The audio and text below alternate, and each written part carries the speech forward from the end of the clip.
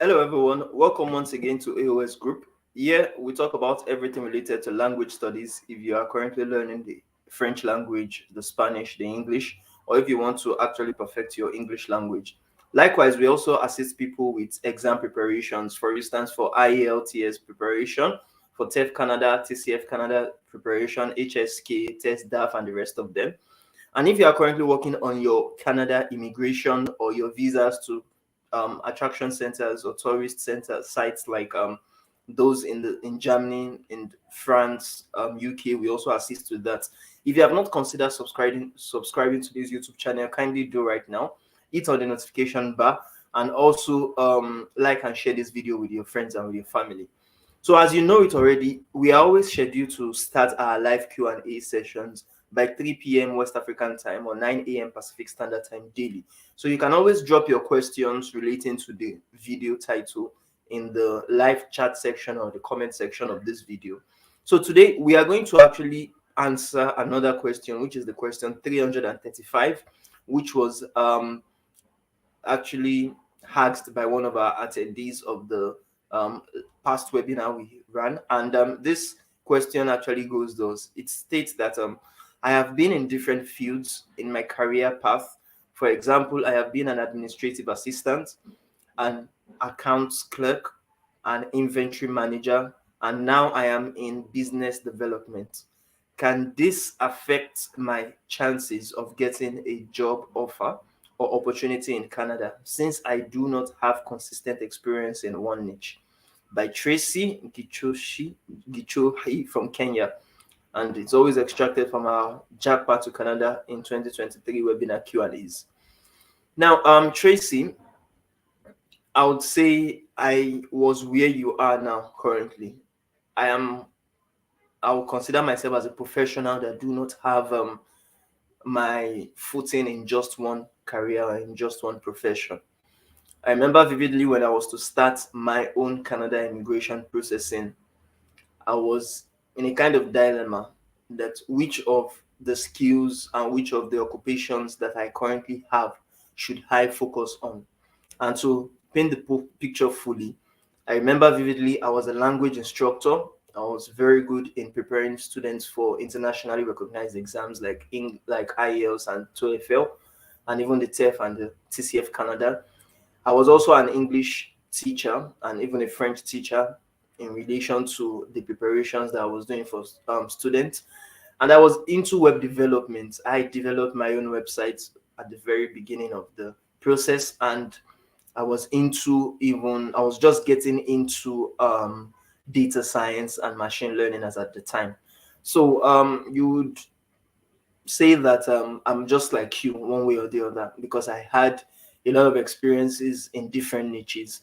So the problem was that I wasn't able, you understand, to quickly pick out of all these niches the exact one I would use for my own immigration process. And what I did was quite simple. I bombarded the application with lots of my experiences, and that will not work because I've been there, I've done that. Don't because of the fact that okay, you were an administrative assistant, an account clerk, an inventory manager. Don't bombard your application with all those. It won't help you. I've been there, and for the past, well, let me say, for about 6 months down the line, I was not selected by any province. I was not given any invitation from federal government of Canada because I wasn't specific enough. Do you understand? So even though you have a lot of skills, which is a very good one, it's a plus to you because many people just know just one thing and you know quite a lot of things, two to three things, and that will really work for you as transferable skills when you finally land in Canada. But while you are trying to get a job or you are trying to also process your immigration to Canada, Canadian employers and Canada government always like you to focus on just one niche. Do you understand? Later on, when I knew this, I focused on one particular niche, which was the language instruction. And it would surprise you again that I wasn't selected. Why? Because I didn't focus on the niche that has much more.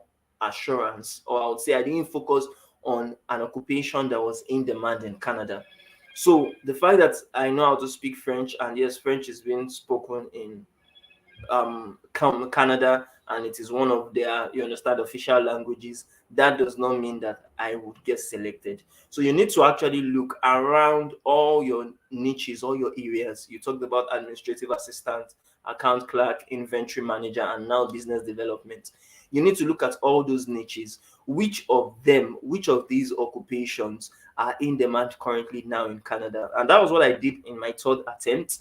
I went through the provincial nominee programs. I went through the past rounds of invitations of Canadian governments, likewise the provincial and or territorial governments. So I looked at what has been in the trends, what have they been actually focused on. I looked at the NOC codes, the National Occupation Classification codes that were getting selected, and I now went back to my own, you understand, skills, and looked at it that okay, which one do I have in all those in-demand jobs that were actually listed. And funny enough, Canada immigration are always transparent. Likewise, the provincial nominee programs, they're always transparent. Any rounds of invitation they actually do, they would always give a list of potential or a list of past NOC codes that were selected. So you can use that. And I didn't just look at like the last round of invitation. No, I looked at the rounds of invitation for at least 6 months. I looked at that of a year. I looked at out. It was that detailed. So you need to look at the ones that you see a kind of trend that most likely they would always be picking this set of people. Do you understand? This is one of the trade secrets that we use to actually run our business. And I'm telling you right now for free, just to make you understand that it's all about a numbers game. If you can find occupations, list of occupations that have much more probability of getting selected, then you have actually gotten a rare gem. Do you understand? So look at all those rounds of invitations from the federal government of Canada, you understand, under the express entry, and also that of the provincial or territorial government. Look at them, and you can take a pen and a biro and a paper, write down the NOC codes, the occupations, you understand, the job roles that have been getting selected almost, if not every month, at least every 2 months, if not every 2 months, at least every 3 months. If you do that for a list of occupations for about 10 years, rather of for about a year or 2 years, you would be able to see that trend, and you'll be able to now make, you understand, kind of predictions. You understand, if you're a data scientist, you understand this better. You'll be able to make predictions, and you being in the business management field too, at least you will do a little of data analysis. So what we are trying to talk about here is how to use your knowledge of data analysis to look at how, or the jobs that you can get in Canada, and to look at what the Canadian government are actually looking for.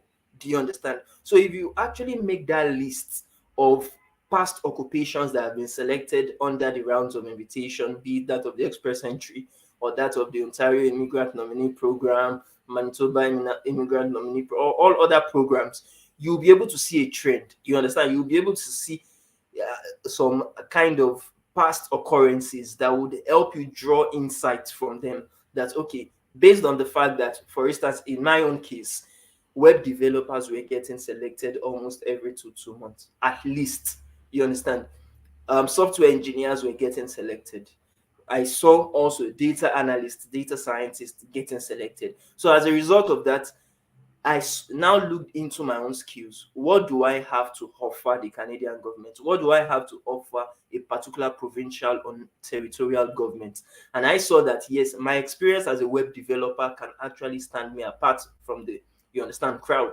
And that was what I now used my second application to focus on. You understand? That was the basis of my second application, and it was that application that got me two different nominations, or two different interests, notification of interest from both Ontario and Quebec. So you can also do that, just like I stated right now. Look beyond, you understand, just one past round of invitation. Look beyond you just putting all your skills at once. You understand? Focus on just one that you know that is in demand in Canada based on your research about who they have been selecting for the past 1 year rounds of draw, or 6 months rounds of draw, or at most as 2 years rounds of draws, just like I did. So I hope that answers your question. If you have any questions concerning this, you can also reach out to us on our website, aosacademy.com. You can also send us an email on admin@aosacademy.com, and you can chat us up on our WhatsApp contacts, anyone, the Nigerian one or the Canadian one. So thank you very much. I do hope you got value from this.